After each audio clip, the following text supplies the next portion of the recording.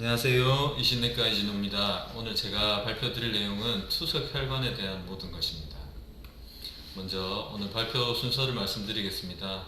투석 혈관 수술 후 혈관에 어떤 변화가 생기는지, 그리고 혈관이 좁아지고 막히는 이유에 대해서 설명을 드릴 거고, 바늘을 찌르는 방법에 따른 혈관의 결과, 그리고 커지는 투석 혈관을 어떻게 할 것인지에 대해서 말씀드리고, 좁아지거나 막힌 혈관을 뚫는 것을 실제로 그림과 동영상으로 보여드리겠습니다. 그리고 투석 혈관의 감염을 막기 위해서 어떤 방법이 필요한지, 마지막으로는 오랫동안 잘 쓰기 위한 방법을 한 장으로 요약해드리고 매진말로 끝내도록 하겠습니다. 시작하기 전에 먼저 질문입니다. 투석 혈관에 대한 설명 중 맞는 것은 1번 투석 혈관은 시간이 지나면 다 커진다. 2번 바늘을 찌를 때 환자는 손 씻기가 필요 없다.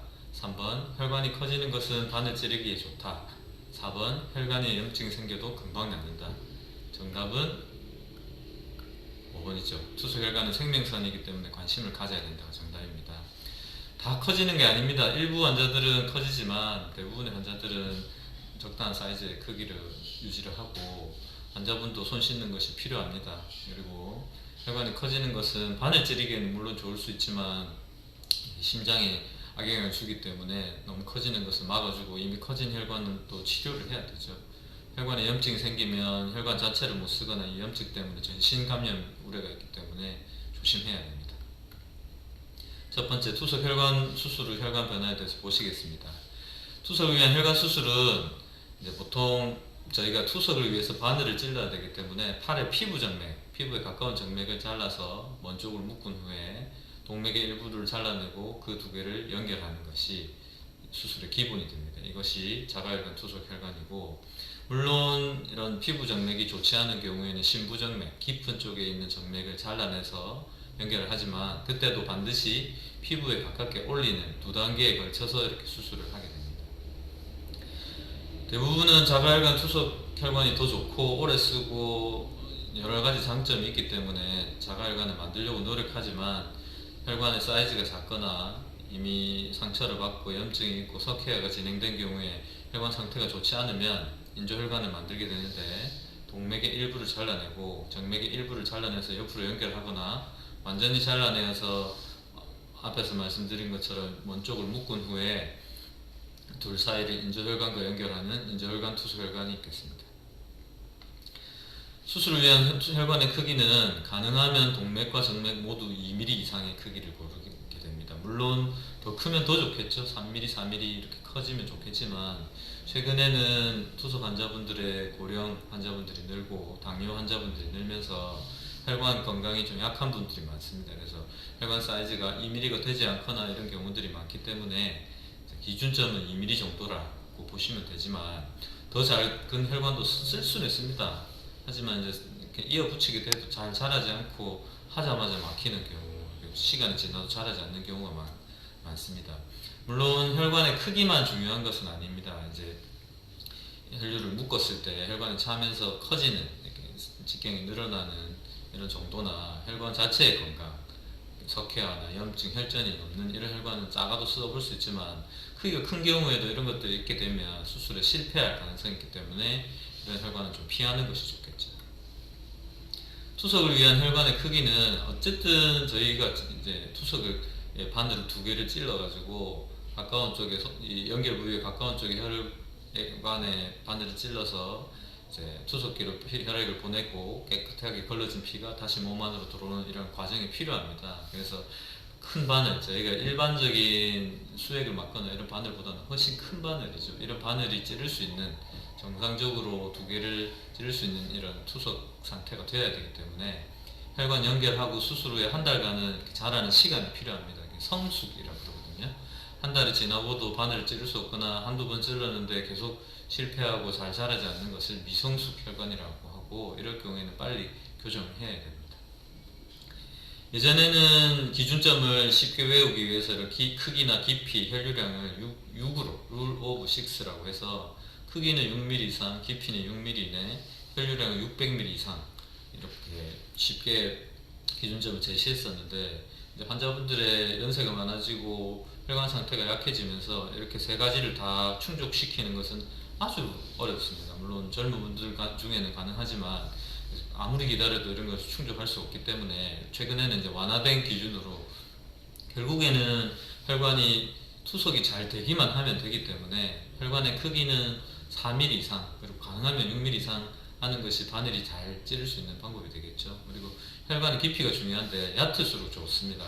저희가 눈에 보이는 이런 큰 혈관들은 보통 1mm 전후의 피부 깊이를 가지고 있고 아무리 깊어도 한 5mm 이내 정도에는 있어야지 저희가 사용하는 이런 투석 바늘은 길이가 한 2cm 전후가 되는데 이렇게 직각으로 위에서 이렇게 훅 찌르는 것이 아니고 사선으로 이렇게 바늘이 들어가기 위해서는 5mm 정도 되는 혈관이 이내가 되어야 바늘의 사면이 혈관 내부로 들어가서 혈액이 들어오고 나오고가 잘 되게 됩니다.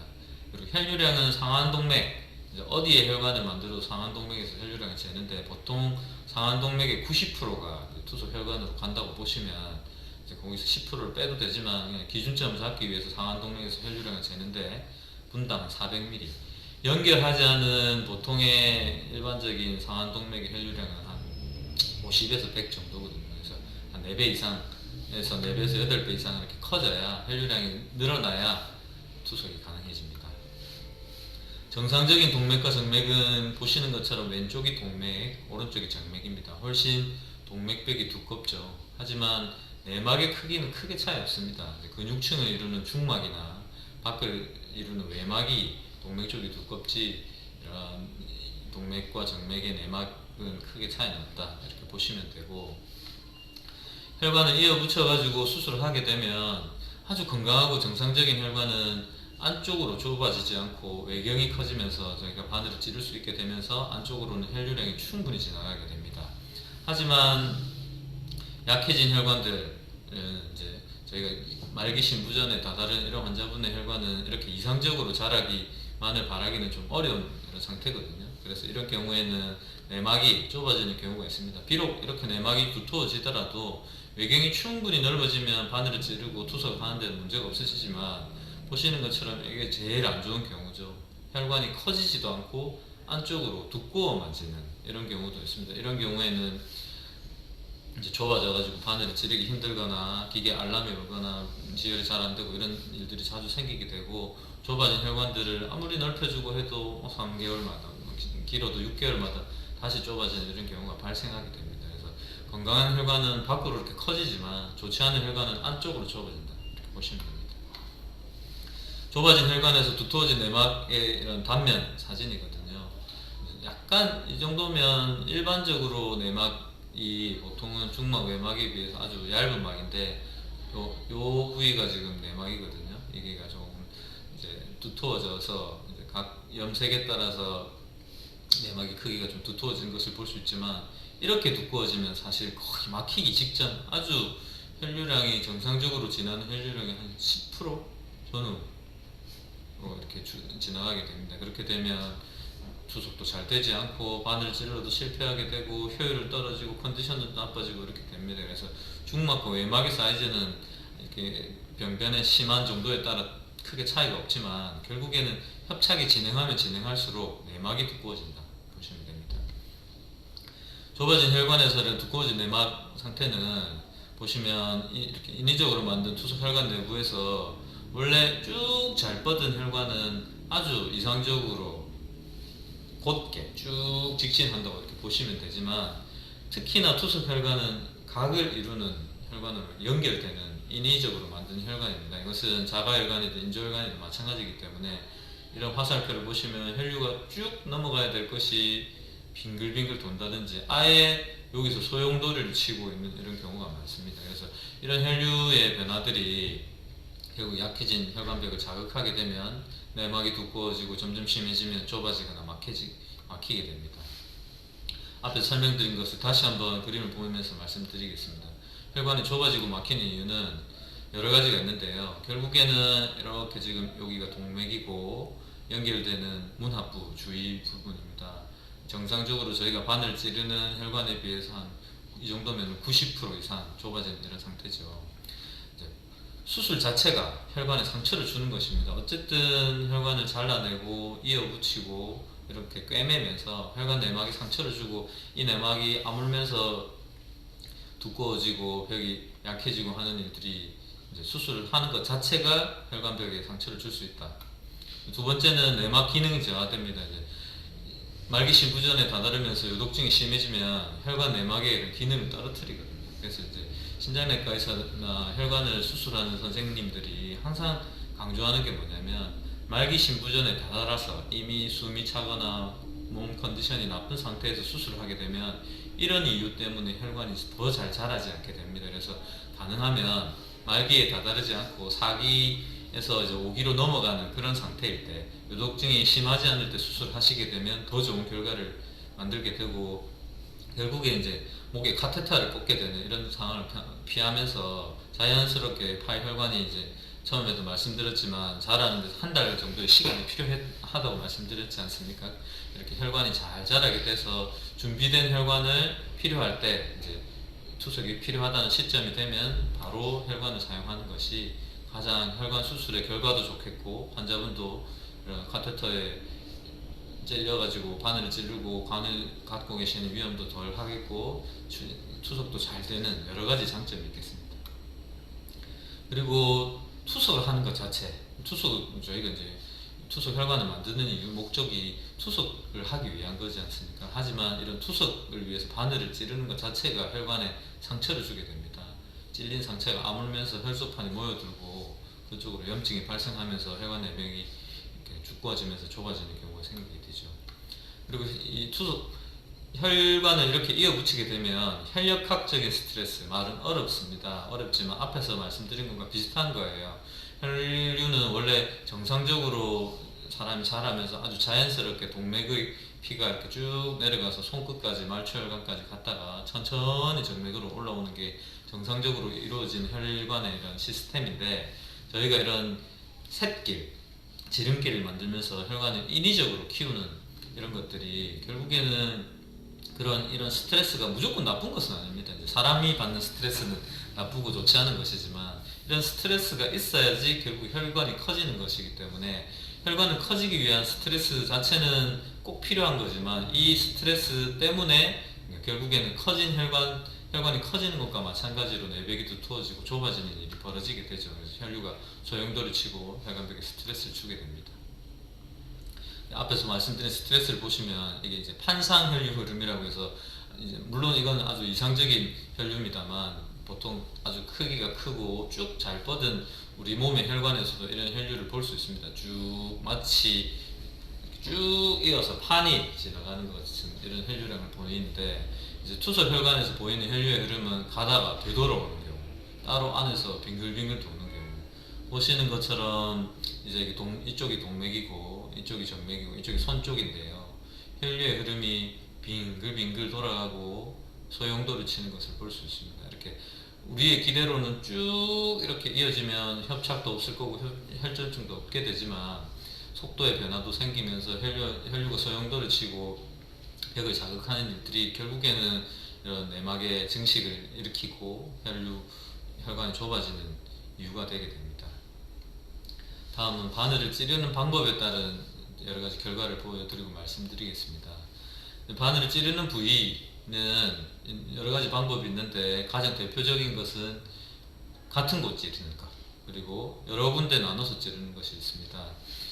최근에는 많은 이제 투석실 의사 간호사들이 공부를 하고 이런 연구들을 통해서 이런 줄사다리 방법이 훨씬 좋다고 배웠거든요. 근데 왜 아직도 같은 곳에 찌르는 이런 환자분들이 많이 남아 있으시냐면 이렇게 같은 곳을 찌르게 되면 이 부위만 커지면서 혈관벽이 단단해지고 피부도 단단해지기 때문에 찌를 때 좀 덜 아파요. 그래서 같은 부위만 나는 여기 아니면 안 찌르겠어 이렇게 하는 분들이 많거든요. 하지만 이런 방법은 연구에서 이미 아주 좋지 않은 것으로 알려져 있습니다. 이렇게 같은 부위만 찌르게 되면 결국에는 다른 혈관들은 사용되지 않고 이 혈관들만 사용이 되면서 혈관의 직경이 굉장히 커지게 되고 이 안쪽으로 혈전이 차거나 딱딱해지면서 혈관을 오래 못 쓰는 경우가 생깁니다.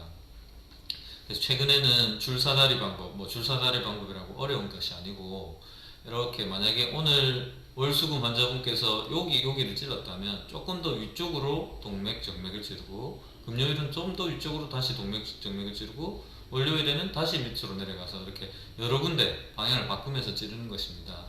이렇게 앞에서 말씀드렸지만 바늘을 찌르는 것 자체도 결국에는 혈관에 상처를 주는 것이거든요. 끊임없이 바늘이 들어오면서 혈관에 상처를 주게 되면 이 상처가 아물고 재생하는 시간이 필요한데, 같은 곳을 계속 찌르게 되면 그럴 시간이 없기 때문에 혈관이 기능이 점점점 약해지고 혈관벽이 두꺼워지는 이런 일들이 생기게 됩니다.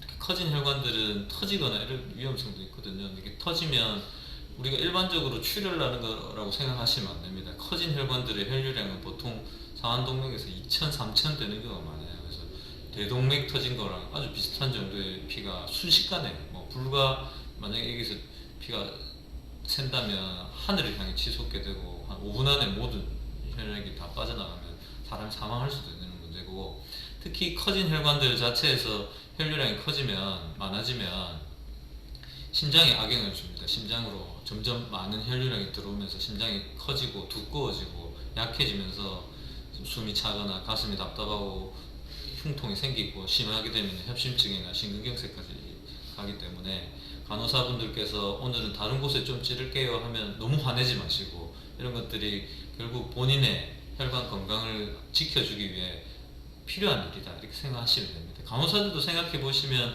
같은 곳을 찌르면 찌르기 쉽잖아요. 이미 커진데 눈 감고도 찌를 수 있는 곳이 좋지만, 다른 곳을 찔러 주려고 노력하고 물론 실패할 수도 있겠죠. 그리고 통증도 있을 수 있지만 그런 방법들 자체가 혈관을 오래 잘 쓰기 위한 방법이니까 그런 방법을 잘 따라주시면 본인의 혈관을 더 오래 쓰실 수 있습니다. 그리고 바늘 찌르는 방향인데요. 보시면, 자 다시 한번 보실게요. 나가는 손목에서 팔로 올라가는 이런 혈관은 이제 몸으로 들어오는 혈관을 이쪽 방향으로 찌르진 않습니다. 항상 이제 머리 쪽 방향으로 찌르게 되지만, 동맥, 결국에는 투석기로 나가는 이 바늘의 방향은 이렇게 두 가지로 나누게 됩니다. 보통은 이렇게 찌르는 경우도 많고 이렇게 찌르는 경우도 아마 비슷하게 많을 거라고 생각하거든요. 정방향, 이 동맥 바늘이 정방향으로 찌르냐 역방향으로 찌르냐 이런 차이인데, 가능하면 정방향으로 찌르는 것이 좋습니다. 혈류라는 것이 이렇게 연결 부위에서 위쪽을 향해, 머리 쪽을 향해서 이렇게 흐르기 때문에 정방향으로 바늘을 찌르고 나중에 뺄 때를 생각해 보시면 이 바늘 구멍이 이쪽 방향으로 나 있기 때문에 자동으로 덮이게 됩니다. 이렇게 혈류 흐름 때문에 자동으로 덮이기 때문에 바늘 찌르고 난 후에 멍이 들거나 피가 새거나 이렇게 문제가 생기는 경우가 좀 덜한데, 이쪽 방향으로 찌르게 되면 구멍이 이쪽으로 나 있기 때문에 피가 이렇게 따라서 셀 우려가 있습니다. 그렇게 되면 멍도 들 수 있고 붓고 혈종이 생길 수 있는 이런 위험성이 있기 때문에 바늘 찌르는 방향이 가능하면 같은 방향을 찌르는 것이 좋습니다만, 이렇게 찌르는 경우도 어쩔 수 없는 경우는 있습니다. 바늘 끝이 가능하면 7cm 정도 떨어져야 되는데 너무 가까울 때, 이럴 때는 어쩔 수 없이 반대쪽으로 찔러서 이렇게 제순환율을 떨어뜨립니다. 제순환율이라는 것은 이제 바늘이 너무 가깝게 되면 생각해 보시면 이쪽으로 이제 피를 빼가지고 투석기로 보내야 되는데, 깨끗해진 피를 이렇게 내보내는데 이쪽으로 아주 강한 압력으로 빨아당기게 되면 이렇게 깨끗해진 피가 돌면서 요 안에서만 빙글빙글 도는 것을 제순환이라고 하거든요. 당연히 제순환이 적어야 깨끗해진 피가 전신을 통해서 돌고 그 혈액들이 심장을 통해서 돌면서 이제 혈액 투석이 제대로 되게 되겠죠. 다음은 바늘 사면의 방향입니다. 아마 99.9%는 이렇게 사면을 위로 향하는 방향으로 찌르게 될 건데, 간혹 이제 문환상이나 이렇게 찌르는 분들, 아주 커진 분들 중에는 이렇게 찌르는 분도 있을 수 있습니다. 이렇게 찌르는 것이, 위로 찌르는 것이 일반적인 방법입니다만, 아래로 찌르게 되면 바늘이 들어갈 때 통증이 좀 덜 하다고 합니다. 하지만 이 바늘이 들어가면서 이렇게 바늘을 돌리거나 이렇게 하면서 피가 새고 혈종이 발생할 수 있기 때문에 거의 최근에는 사용하지 않고, 아마 대부분의 환자분들께서도 이렇게 윗방향으로 찌르고 계실 거고. 그렇다면 이제 바늘 크기는 어떨까? 바늘 크기는 아주 다양하게 있습니다. 이제 게이지로 표현하는 것인데, 게이지가 작으면 작을수록 큰 바늘이거든요. 투석을 시작하는 초기에는 17게이지로 보통 시작을 하고 투서 혈관이 잘 자라서 일반적으로 유지 투석을 하시는 분들 같은 경우에는 15게이지, 16게이지 있습니다. 미국처럼 이렇게 체구가 크고 혈관이 아주 커진 경우에는 14게이지도 있지만 우리나라에는 아마 거의 없는 것으로 알고 있고, 이렇게 왼쪽에 큰 바늘과 오른쪽에 이런 작은 바늘 중에 어떤 바늘이 좋을까? 굵은 바늘은 당연히 많은 혈액이 움직일 수 있겠죠. 가는 바늘은 통증이 이제 약간 줄어들고 작은 혈관을 찌를 수 있는 장점이 있지만 가능하면 굵은 바늘이 좋습니다. 나는 아파서 굵은 바늘 싫은데 이렇게 하시지 말고, 이제 가능한 필요하다면 굵은 바늘을 쓰시는 것이 혈관벽의 자극이나 내막의 상처를 덜 합니다. 이렇게 혈액이 빨려 들어오거나 나갈 때 이 바늘의 내경이 커야 부드럽게 쭉 이렇게 빠져나가지, 이렇게 바늘이 작게 되면 아주 빠른 속도로 빨아당기고 나가기 때문에 그 근처에 있는 혈관벽이 자극이 작은 바늘이 더 커지게 됩니다. 덜 아프게 찌르는 여러 가지 방법들이 있는데요. 몇 가지 이제 검증된 방법들을 제가 오늘 그림과 함께 설명드리도록 하겠습니다.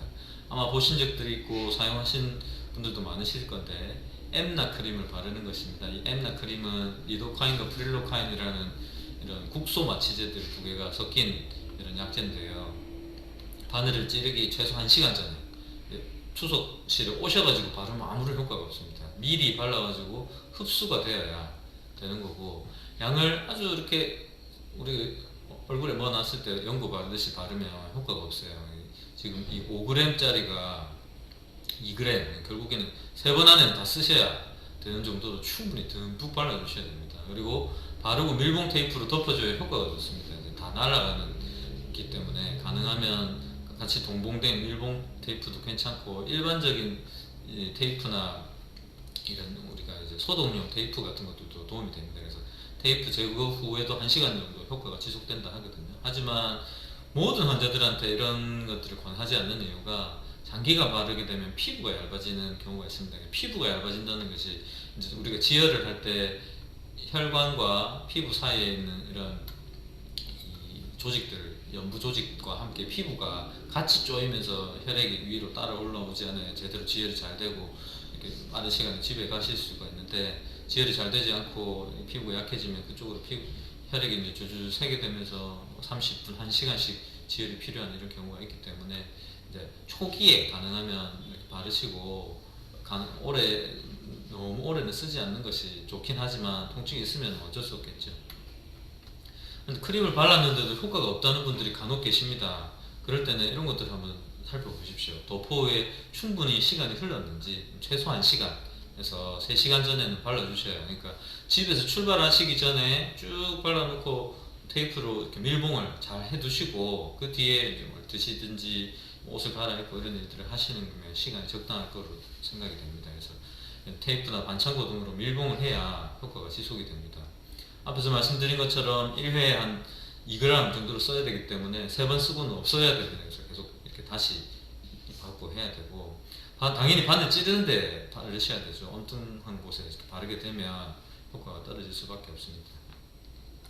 그리고 바늘 찌르기 30분에서 한 5분 전 얼음 마사지, 이제 쭉 얼음을 바로 피부에 대게 되면 너무 차갑고 곤란하기 때문에 이제 보통은 얼려둔 이런 얼음팩 같은 것을 거즈나 수건에 싸가지고 이렇게 쭉 마사지를 해줍니다. 이 통증이란 것은 피부에 있는 이런 통각이 바늘이 찔리는 이런 순간에 느끼는 것이기 때문에, 얼음은 완화를 시킨다고 보시면 됩니다. 통각을 좀 완화시켜서 신경을 둔화시키면 결국엔 통증을 좀 줄여주기 때문에, 많이 통증 때문에 괴로우신 분들은 바늘 찌르는 위치 전후로 한 5cm 전으로는 이렇게 왔다 갔다 하면서 얼음 마사지를 시행하면 좋은데, 겨울에는 너무 춥기 때문에 이런 것들은 좀 어려울 수 있겠죠. 그리고 효과가 입증된 몇 가지 방법들이 있는데, 이런 느리고 부드러운 음악, 너무 빠르고 강한 비트 음악은 오히려 악영향을 준다고 그러고, 천천히 느리고 부드러운 음악들, 뭐 이제 보통 클래식 음악이라든지 아주 느린 음악들 일부 효과가 있다고 그러고, 바늘 찌를 때 아로마 향을 맡고 하는 것도 일부 효과가 있다고 합니다. 이런 것들은 사실 바늘 찌를 때 계속 하고 있기는 좀 어려운 형편이죠. 그래서 이제 제가 권하고 싶은 것은 이겁니다. 찌르기 전에 투석 팔 마사지 하는 것입니다. 이것은 본인이 하실 수가 있고, 뒤에 다시 한번 감염 예방 때 말씀드리겠지만, 반드시 바늘을 찔리기 전에 팔을 좀 씻으라고 권해드리고 있거든요. 그렇게 팔을 씻을 때 하시거나 다 닦고 나서 물기를 없앤 후에 이렇게 쭉쭉 마사지를 해주는 겁니다. 투석 혈관을 따라서 쭉쭉 마사지를 해주는 것이, 신경 전도에 두 가지 길이 있는데 아주 빠른 길과 느린 길들이 있는데, 이렇게 미리 마사지를 해주면 그런 빠른 길들을 차단해가지고 느린 길들, 결국에는 주 통각을 막아주는, 일부 막아주는 효과가 있기 때문에 뭐 돈이 들거나 따로 추가적인 문제나 누구한테 해달라 할 필요가 없지 않습니까? 본인 이렇게 팔을 마사지를 쭉쭉 해주시고 나서 바늘 찌르면 통증을 줄이는 데 효과가 있습니다. 다음은 커지는 투석 혈관입니다. 동맥류 아주 심한 분이시죠. 이분은 상완 동맥과 연결한 자가혈관인데 아주 마치 큰 구렁이가 지나가는 것처럼 혈관이 커져 있습니다. 더 심한 분들도 있을 수 있죠. 정상적인 혈관의 혈관벽은 내막, 중막, 외막으로 이렇게 이루어져 있습니다. 그런데 이런 동맥류라고 하는 커진 혈관은 내막, 중막, 외막이 다 커져 있는 이런 상태입니다. 세 개의 혈관벽이 전부 커져 있는 상태고, 정상적인 혈관보다는 파열이나 혈전증의 위험이 있지만 뒤에 말씀드린 가성동맥류보다는 그런 위험이 덜 합니다. 그래서 더 커지지만 않도록 이렇게 주의를 해야 됩니다. 그래서 나가는 곳, 이런 목과 심장에 있는 중심정맥이 좁은 경우나, 이분 같은 경우에도 요 쇄골 및 혈관이 좁아진 경우에 점점 넘어가야 되는 혈류가 잘 못 넘어가게 되면 혈관 안에 압력이 커지면서 이렇게 혈관 사이즈가 증가할 수 있습니다. 그리고 앞에서 말씀드린 것처럼 같은 곳만 찌르면 이런 것들이 발생할 수 있겠죠. 바늘을 찔러야, 이제 이분처럼 모두 커진 경우에 사실은 바늘을 커진 혈관에 찌를 수밖에 없잖아요. 이럴 경우에는 가능하면 이렇게 위쪽을 찌르는 것이 아니라 옆쪽을 찌르는 것이 좋습니다. 옆쪽에는 이 피하 지방이 좀 더 많기 때문에 지혈도 쉽고, 특히 혈류가 흐를 때 벽을 치면서 지나갈 때 좀 더 적은 이렇게 벽에 압을 받기 때문에 더 커지거나 터지는 위험성이 적기 때문에 반드시 찔러야 된다면 그렇게 찌를 수 있습니다. 동맥류는 모양에 따라서 이렇게 분류를 나누거든요. 이렇게 한 개가 쭉 커져 있는 경우, 연결 부위만 커져 있는 경우, 볼록볼록 표주박처럼 커져 있는 경우, 3개 이상 커지는 경우, 이렇게 예측하기 힘들 정도로 이렇게 다양한 모양이나 크기를 보이는데, 분류 자체는 사실 그렇게 크게 의미가 없습니다. 보통 동맥류는 점점점 더 커지지 않으면 치료를 하지 않습니다. 2배 이상 커지고 주먹만해지고 이럴 경우에는 터지거나 이쪽에 혈전이 차고, 심장에 앞에서 말씀드린 것처럼 혈류량이 커지면서 생기는 문제가 발생할 수 있기 때문에, 그때는 이제 뒤에서 보여드린 치료를 하지만 가능하면 놔두고 치료를 하지 않습니다. 커지지만 않는다면. 그리고 이제 커진 부위는 피하고, 보시는 것처럼 이렇게 커진 부위 다른 곳을 찌르는 것이 좋지만 꼭 찌르야 될 때는 옆면을 찌르는 것이 좋습니다. 2배 이상 커지거나 파열의 위험성이 있을 때는 수술적 치료를 하게 되는데요. 커진 동맥류 자체를 잘라가지고 이제 우리가 원하는 크기, 보통 한 5mm, 6mm 정도의 크기로 맞춘 다음에 이렇게 꼬매서 혈관 피부까지 봉합한 이런 방법이 있을 수 있겠고, 이미 커진 건 어쩔 수 없다, 더 커지는 것만 막아주자, 이런 방법이 있는데요. 인조혈관을 동맥과 정맥, 문합부 사이에 연결하는 것입니다. 혈관을 째서 인조혈관을 통해서만 혈류가 흐를 수 있게 하고, 요 커진 혈관 일부를 잘라내서 이렇게 꼬매게 되면, 이렇게 되면 훨씬 이 회복 속도는 빠르고, 바늘을 이미 찌르는 곳을 계속 쓸 수 있기 때문에 장점이 있지만, 어쨌든 이미 커진 것을 해결할 수는 없고, 이 전체 치료를 해야만 이미 커진 것을 해결할 수 있습니다. 그래서 이 두 가지 방법은 이제 보통은 바늘을 천자하는 투석병원이나 시술병원과 상의를 하시면 되겠습니다. 다음 가성동맥류인데요. 가성동맥류는 인조혈관 벽이 손상 받으면서 벽이 없습니다. 이 사이는 이미 벽이 뚫린 상태로 밖에 있는 주변 조직으로만 이렇게 둘러싸여 있는 상태라서 동맥류보다 터지거나 감염되거나 출혈 위험성이 훨씬 큰 상태입니다. 그리고 동맥류는 바늘을 찔러 볼 수 있다고 말씀드렸지만, 이 가성동맥류는 찌르면 안 됩니다. 찌르면 그냥 완전 지혈이 되지 않거나 터져버리는 경우가 있기 때문에 이렇게 커진 가성동맥류는 피해야 됩니다. 수술 직후 이렇게 볼록 튀어나온 장역종이라고 있습니다. 이거는 이제 염증 물질들이 차면서 생기는 건데, 그것과 이제 간별점은 초음파를 했을 때 이 커진 주변 조직으로 피가 새면 이게 가성동맥류다 해서 진단을 할 수 있게 됩니다. 가성동맥류는 가능하면 일찍 제거를 하는 것이 좋습니다. 이제 나가는 쪽에 협착이 발생하게 되면 점점점 커지게 되고, 동맥류든 가성동맥류든 이미 커진 혈관이 줄어들진 않거든요. 그래서 커져 있는 인조혈관 부위를 잘라내고 그 사이를 새로운 인조혈관으로 연결하는 수술 방법이 있습니다. 봉생병원에서 제가 치료한 환자분이신데요, 전신마취나 이런 수술 위험성도 있었고 환자분께서 수술에 대해서 거부감이 많으셔가지고 이렇게 조금 커져 있을 때는 좀 경과를 봤습니다만, 이미 이제 마치 콩나물 머리처럼 이렇게 커져가지고 목이 짧고 이런 상태에서는 파열의 위험성이 있어가지고 저희가 이쪽으로 천자를 해가지고 이 안쪽으로 스텐트 그라프트라는 걸 넣었습니다. 스텐트 그라프트가 뭐냐면, 스텐트 그물망, 이렇게 쇠로 된 그물망 바깥쪽에 인조혈관이 덧대어져 있는 것입니다. 그래서 이 외부로 혈류를 차단시키는 이런 목적으로 여기서부터 여기까지 연결을 했거든요. 그렇게 했을 때 쭉 쏴보면 앞에서 보이는 이런 큰 가성동맥류 이제 혈류가 지나지 않게 되고, 이쪽에는 혈액은 바늘로 이렇게 찔러가지고 빼서 이제 다 짜가지고 괜찮아진 이런 상태로 유지하고 계신 분이십니다. 다음은 좁아지거나 막힌 혈관 뚫는 실제 동영상과 영상을 보여드리도록 하겠습니다. 보시는 것은 이분은 자가혈관이고, 이제 팔꿈치에 있는 이 피부정맥 이 완전히 막혀가지고 외부로 돌아가는 이런 모양이었습니다. 보시면 아래쪽에서 이렇게 이어져 혈관이 이쪽 부위가 완전히 막히면서 바깥쪽으로 빙글빙글 이렇게 돌아가면서 있는 그 경우였습니다. 이런 경우에는 가능하면 이 원래 길을 살려줘야 이 혈류가 바로 이렇게 올라가면서 투석이 문제가 없기 때문에 저희가 밑에서부터 해보고 위에서부터 했는데, 사실 이렇게 막힌 혈관 뚫는 건 쉽지 않거든요.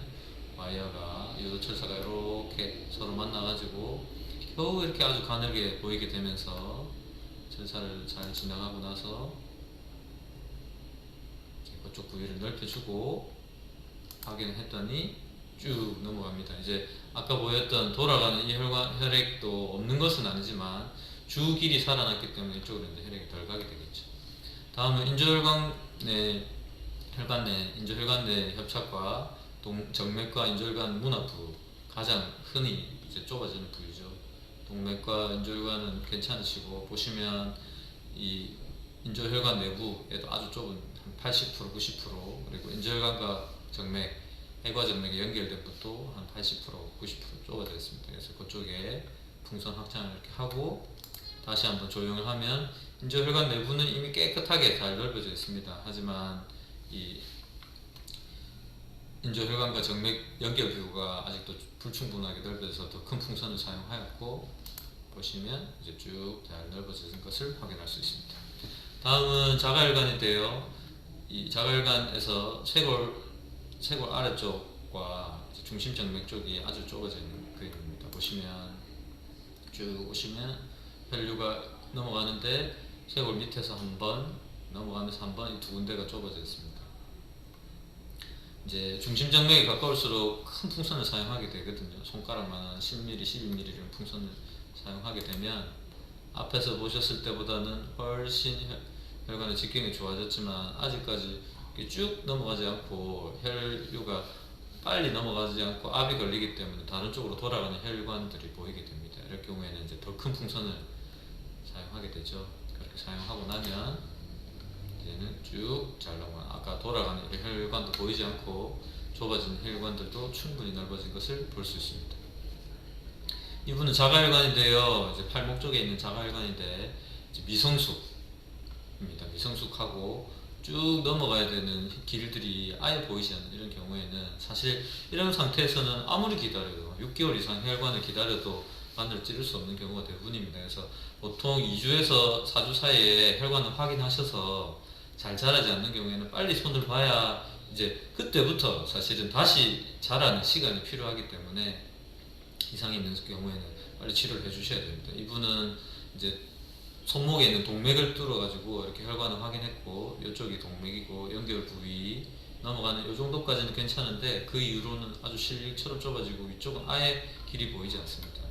다행히 유도철사는 잘 넘어가서 풍선 확장을 밑에서부터 이렇게 쭉 해주게 됩니다. 아주 좁아져 있죠. 이렇게 해주고 하면 이제 연결된 부위부터 요만큼은 잘 살아나 있습니다. 이쪽으로 이제 유도철사를 쭉 쏴보면 이 길이 거의 머리카락처럼 가늘게 이렇게 보이고, 이제 원래 혈류가 지나가야 되는 길이 막히다 보니까 돌아가는 혈관들이 이렇게 혈류량이 커져 있는 상태입니다. 쭉 따라서 와이어를 이제 넘기는 경우죠.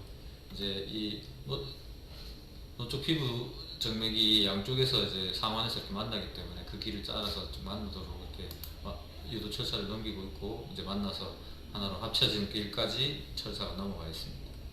이제 쭉 좁아지는 때 풍선을 확장을 시켜주면 이렇게 밑에서부터 쭉 이제 원래 가야 되는 이 혈관이 이제 넓어지면서 혈류량이 증가한 것을 볼 수 있습니다. 아래쪽도 잘 넘어가는 것을 볼 수 있죠. 이분은 이 손목 쪽 혈관에 아주 좁아져 있는 혈관이어서 넓히는 좀 어려움도 있었고, 보시는 것처럼 이분도 나가는 혈관이 이렇게 큰 길이 쭉 가야 되는데 그런 길들이 없다 보니까 마치 사슴뿔처럼 양쪽으로 돌아가고 밑으로 깊은 쪽으로 돌아갑니다. 그래서 이제 저희가 그런 쪽으로 찾아보려고 했지만 뒤쪽으로는 쉽지 않았고, 연결 부위를 보시면 아주 좁아져 있죠. 여기 들어간 관이 한 1.65mm 정도의 관인데 그 관이 겨우 지나갈 정도, 그러니까 2mm가 안 되는 이런 직경이죠. 그래서 이제 그쪽으로 풍선 확장을 했는데, 이렇게 풍선이 늘릴 수 있는 압력까지 최대한 갔을 때도 잘 넓어지지 않는 경우가 있습니다. 이럴 경우에는 아까 앞에 본 풍선보다 작은 풍선이죠. 이 풍선은 칼날이 붙어 있는 풍선이거든요. 칼날이 360도 중에 이렇게 세 군데 120도로 쭉 연결되어 있어서 이런 아주 강하게 좁아진 부위에 인위적으로 칼집을 내주는 겁니다. 이렇게 해서 넓혀주는 건데 다행히 탁 넓어졌죠. 이렇게 해서 이제 쏴보면, 동맥 쪽에 놓고 쏴보면 앞에서 보이던 그런 협착들은 없어졌습니다. 근데 안타깝게도 여기서 보이던 앞쪽에 있던 혈전이 지금 잘 보이시진 않겠지만 뒤로 쭉 넘어가면 요 사이 혈전이 좀 넘어갔어요. 그래서 이제 다시 한번 밑에 쪽으로서 천전을 해서 있는 혈전을 흡인을 해서 빼냈고, 좀 남아있는 혈전을 벽으로 붙이기 위해서 이렇게 한 이후에 확인해보면 쭉 깨끗하게 잘 넘어가는 것을 볼 수 있습니다. 다음은 혈전증 치료인데요. 혈전증은 협착보다는 훨씬 치료가 힘들고 성공률도 낮고 환자분의 통증도 심하고 비용도 더 많이 들고 안 좋습니다. 그래서 혈전증이 생기지 않도록 꾸준히 혈관을 관찰하고 주기적으로 초음파를 보면서 투석에 문제가 있는 이런 소견이 있을 때는 빨리 치료를 하셔야 혈전증으로 가지 않습니다. 물론 빨리 치료를 하는 것이 혈전증을 예방해 주는 것이기도 하지만, 최근에 이제 아주 강조드리고 싶은 말씀은 투석이 잘 되고 투석실에서 아무 문제가 없는데 시술하는 병원에 가서 석 달마다 넉 달마다 이렇게 넓혀주는 것들은 최근에는 절대 하지 않도록 권고를 합니다. 반드시 투석에 이상이 있는 이런 문제가 있는 혈관만 건드려야지, 그렇게 미리 혈관을 이제 좁아진 게 보인다고 넓혀주면 협착이 이제 혈전으로 가는 걸 막아주는 것을 막아주지도 못할 뿐더러 비용도 더 들고 환자분한테 고통만 들고 전체적인 이런 진료비 상승만 일으키기 때문에 아무런 도움이 되지 않습니다. 그래서 반드시 투석에 문제가 있는, 투석 병원에서 이상이 있을 때 아이고 이제는 시술을 해야 되겠습니다라는 이런 결론을 냈을 때는 빨리 치료를 하는 것이 좋겠습니다. 보시면 초음파를 통해서 이게 이제 시술을 위해 꽂은 천자초인데요. 천자초가 벽에 붙어있는 혈전을 빨아당기는 이런 모습입니다. 다음은 이런 작은 풍선으로 벽과 혈관 내 간에 있는 이런 혈전을 밀고 당기면서 몸 밖으로 빼내는 것입니다. 다음 도구 보시겠습니다. 다음 도구는 하나의 관이 이렇게 세 개의 원을 그리면서 빙글빙글빙글 돌게 됩니다. 아주 빠른 속도로 돌면서 혈전을 분쇄하는 역할을 하는 도구입니다. 클리너라고 하죠. 예전부터 사용한 미국에 있는 혈관외과 선생님 이름인데 본인이 만드신 거거든요. 세 개의 강선이 이렇게 돌면서 혈전을 분쇄하는 이런 내용입니다. 자, 혈전증의 치료 실례를 보시겠습니다. 인조혈관인데요. 인조혈관 내부에 이렇게 하얗게 보이는 것들이 다 혈전증이 차 있는 경우고, 긴 풍선으로 협착을 이렇게 쭉 넓혀주고 조형을 해보면 이렇게 잔여 혈관이 보이고 아직도 조금 좁아진 부위들이 있어서 앞에서 말씀드린 이런 포가티 풍선이라고 하는 작은 풍선으로 혈전을 이렇게 밀게 됩니다. 쭉 밀어버리면 아까 보이던 흰색 점들이 없어지면서 내가 이렇게 까맣게 조영제로 가득 찬 것이 깨끗한 혈관이고,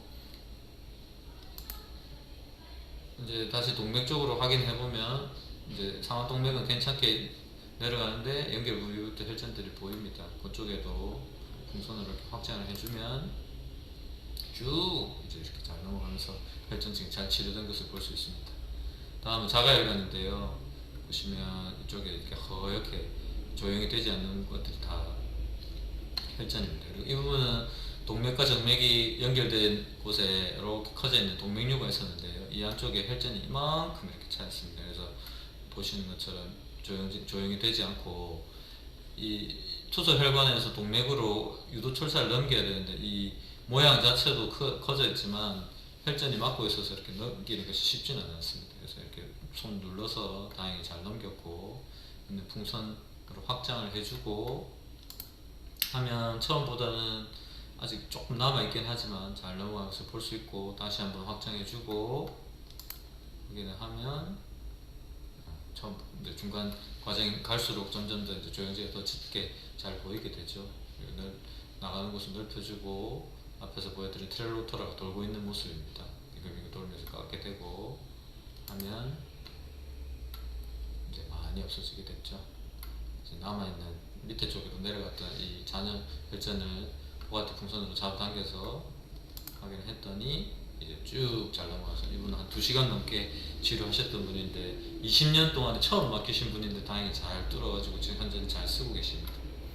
아주 어려운 케이스였는데요. 이분은 이제 페이스메이커라고 하는 심박동기가 설치되어 있었고, 넘어가는 쪽에 예전부터 이렇게 협착이 자주 됐는지 스텐트가 들어있었고, 이미 커져 있는 이 혈관에 동맥 문화부에 이렇게 인조혈관이 들어가 있었어요. 그래서 이 넘기는 것도 쉽지 않았고, 혈전증을 하다가 밑에 쪽 동맥으로 혈전이 날아가면서 이것까지 해결해야 돼서 거의 한 3시간 치료를 하신 분이거든요. 보시는 것처럼 넘어가는 쪽에 요 심박동기가 있고, 이 스텐트 내부로 유도철사가 넘어가기도 어려웠지만 다행히 잘 넘겨서 풍선 확장을 했고 쭉 따라가면서 넘겼습니다. 그리고 이쪽 스텐트 부위로도 와이어를 넘겨서 풍선 확장을 했더니 이제 넘어가기 시작했는데 잔여 혈전들이 많이 보이게 되죠. 잔여 혈전은 포가티로 당기게 되고, 그렇게 되면 이제 밑에 쪽은 다 괜찮아서 다시 천자초의 방향을 바꾸게 되고,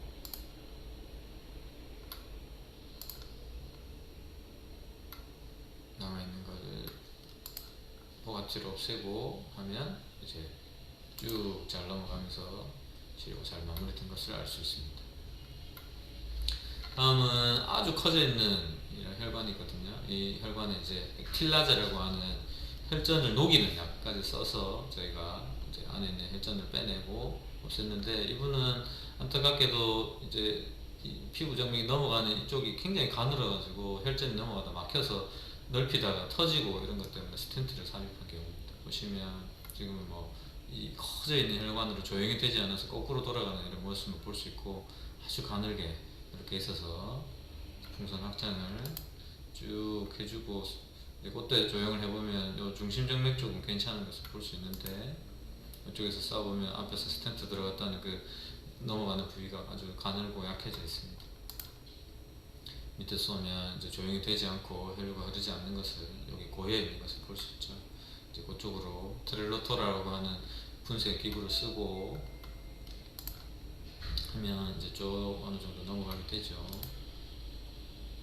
하지만 혈전이 아직도 좀 보이게 되고, 그쪽에 포가티로 밀고 하면서 안타깝게 이쪽에 혈전이 차면서 터지게 됩니다. 그럴 경우에는 이제 더 넘어가지도 않고 막히게 되는 이런 경우가 있어서 스텐트라고 하는 그물망을 놓고 나면 다행히 이제 잔여 혈전들을 다 날려보낼 수 있고 넓히고 확인해서 쭉 잘 넘어가서 보고 스텐트 들어가 있는 부위도 혈류가 잘 지나는 것을 볼 수 있습니다. 다음은 투석혈관 감염 막기입니다.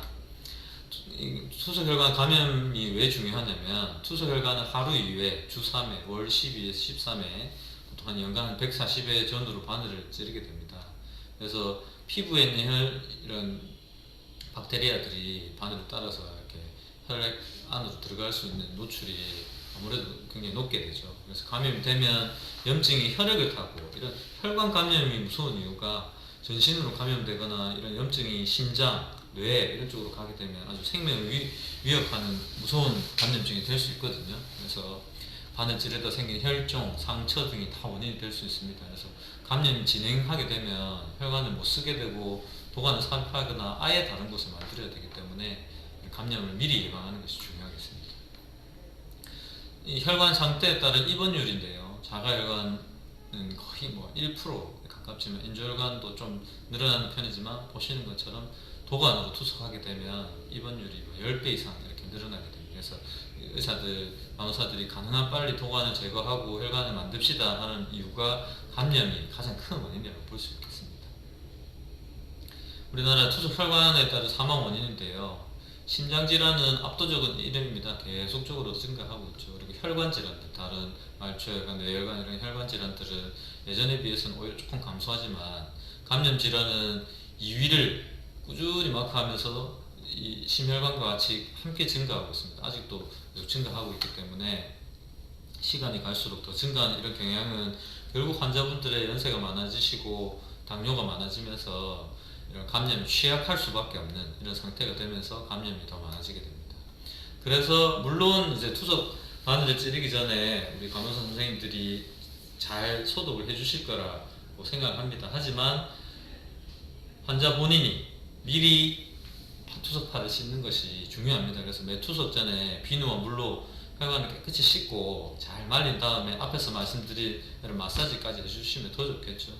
감염을 예방하고 투석 혈관을 관리하는 이런 의식을 높이기 때문에 본인 스스로 혈관을 관리한다는 것이 굉장히 중요합니다. 의사, 간호사만 관심을 가지는 것이 아니라 본인의 혈관이기 때문에 이 혈관이 문제가 생겨서 잘 쓰지 못하게 된다면 도관을 꽂고 다른 데 수술을 하고 이런 고통을 받고 돈도 더 들게 되고 이런 어려움이 생기니까 가능하면 감염의 증상과 징후를 알고 스스로 확인하는 것이 좋겠습니다. 인조혈관 감염은 자가혈관보다 훨씬 많다고 말씀드렸고, 보시면 그냥 피멍이 살짝 든 것 같잖아요. 하지만 이렇게 수술을 해보면 이미 터져가지고 염증 때문에 터져 있는 이런 경우입니다. 그래서 이런 감염이 보이면 바늘 찌르면 안 됩니다. 이런 곳에 이제 바늘 잘못 찌르게 되면 출혈이 지속되거나 터져버리는 경우도 있고, 염증이 쭉 혈액을 따라가서 전신 감염으로 갈 수 있기 때문에 이럴 경우에는 빨리 수술적 치료를 해서, 이제 이 경우에는 이 부위가 크지 않기 때문에 일부만 연결시켜주는 경우도 있습니다. 물론 전체를 다 제거하고 하는 경우도 있지만 다른 수술적 치료가 필요한 상태입니다. 그리고 자가혈관에도 보시는 것처럼 진물이 나오고 피부가 탈락되면서 궤양이 관찰되고 벌겋게 이렇게 달아오르게 되면 이 부위를 당연히 피해서 찌르지만 이런 혈관은 안 쓰는 것이 좋습니다. 가능하면 이럴 때는 좀 도관을 쓰면서 혈관을 좀 쉬고 이제 염증은 항생제를 사용하거나 새 혈관 수술을 통해서 이게 치료가 완전히 됐을 때 하는 이 혈관을 쓰는 것이 안전합니다. 그래서 감염을 예방하는 방법은 뭐 다 아시죠? 다 아시지만 사실 다 잘 하시냐고 물어보시면 그렇지 않은 경우가 많으실 겁니다. 그래서 이런 요즘에 코로나 때문에도 더 그렇지만 손 세정액을 쓰거나 비누를 사용하는 방법들이, 손 세정액을 쓰면 20초에서 30초 동안 먼저 바닥을 비비고 손톱 깍지를 끼고 손톱 끝을 닫고 엄지손가락을 하고 전체 손끝을 하면서 잘 말리는 이런 20-30초 동안의 이런 방법이 필요하고, 손을 씻는 것은 조금 더 시간이 걸리도록 이제 헹궈내고 하는 시간이 필요하고 닦는 시간이 필요하기 때문에 비슷한 방법으로 하시면 되겠습니다. 근데 이제 여기서 알아둬야 될 것은 잘 말려야 됩니다. 휘발하면서 기화하면서 이제 균과 함께 사라지는 것이기 때문에 남아있는 상태로 바로 뭘 만지거나 하면 균이 다 죽지 않습니다. 이제 마지막 슬라이드에 가까운데요. 결국에는 오랫동안 잘 쓰기 위한 방법을 한 장으로 설명을 드리겠습니다. 투석 혈관은 투석 환자의 생명선입니다. 그래서 이를 아끼기 위해서는 투석 환자 스스로 관심을 가지고 혈관의 상태를 파악해야 됩니다. 그리고 투석실 의료진과 항상 상의하고 이상 소견이 있을 때는 빨리 치료하는 것이 더 좋은 결과를 보이게 됩니다. 불필요한 시술은 혈관 관리에 오히려 나쁜 영향을 줍니다. 하지 않아도 될 시술을 할 필요가 없겠죠. 그래서 시술을 하는 병원에서만 결정하는 것이 아니고 반드시 투석 병원과 함께 결정을 해야 되는 것이고, 아직 좀 애매한 경우에는 좀 시간을 두고 보면 됩니다. 이제 인조혈관은 바로 막히는 경우가 많아서 좀 더 걱정스럽지만 자가혈관은 그런 경우가 사실 드물거든요. 그래서 점점 압이 올라가거나 지혈이 잘 되지 않고 바늘을 찔렀을 때 피가 잘 나오지 않고 음압이 걸려서 이제 알람이 울고 이런 문제들이 생기게 되면 이제 그때 초음파를 보거나 혈관 조형을 해서 문제가 생긴 경우에는 시술을 그때는 빨리 해주는 것이 좋겠죠. 그리고 운동을 하시고 평소에 확인하시고 상의를 하는 것이 결국에는 혈관을 오래 잘 쓰는 방법입니다. 운동은 특별한 운동을 권하지 않습니다. 팔굽혀펴기나 뭐 이런 것들 권하지 않고 500ml 물통을 이렇게 들고 버티는 이런 운동. 이제 팔이 저리고 아프면 쉬었다. 몇 번 하나요?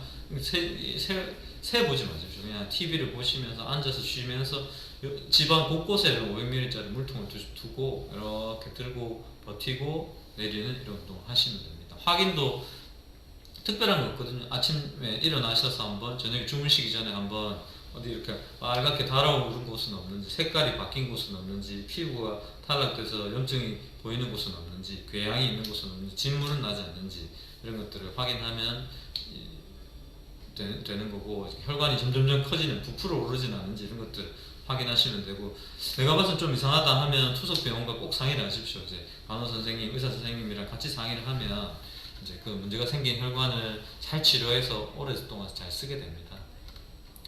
자, 다시 한번 질문 드리겠습니다. 투석 혈관에 대한 설명 중 맞지 않는 것은, 초음파에서 협착이 있어도 투석이 잘 되면 경과를 관찰한다 말씀드렸죠. 투석에 문제가 없으면 협착이 보인다고 무조건 하는 것이 아닙니다. 의료진과 환자 모두 투석 전후 손 씻기를 잘한다. 다 잘 하셔야 됩니다. 반드시 이렇게 해야만 감염을 예방합니다. 카테터는 가능한 일찍 빼고 가능하면 넣지 않는 것이 좋다. 그렇죠. 감염률이 아주 10배 이상 이렇게 높다고 말씀드렸습니다. 인조혈관보다는 자가혈관이 더 오래 쓸 수 있다. 인조혈관은 보통은 한 5년 정도 지나게 되면 인조혈관은 재생되는 것이 아니거든요. 그렇기 때문에 계속 상처가 나게 되면 이제 이런 가정동맥류가 생기거나 염증이 생기거나 석회화가 되면서 오래 쓰지 못하게 되면 그때는 다른 곳을 만들어야 되지만, 자가혈관은 오래오래 잘 쓰게 되면 뭐 평생 쓸 수도 있다고 이렇게 말씀드립니다. 3개월마다 혈관 확장해야 막히지 않는다. 이게 틀린 답이라고 말씀드렸죠. 이제 마지막 슬라이드입니다.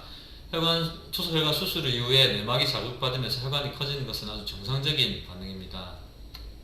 이런 혈액학적 변화나 수술 상처, 천자로 인한 내막 손상으로 인해서 협착이나 혈전이 발생하게 됩니다.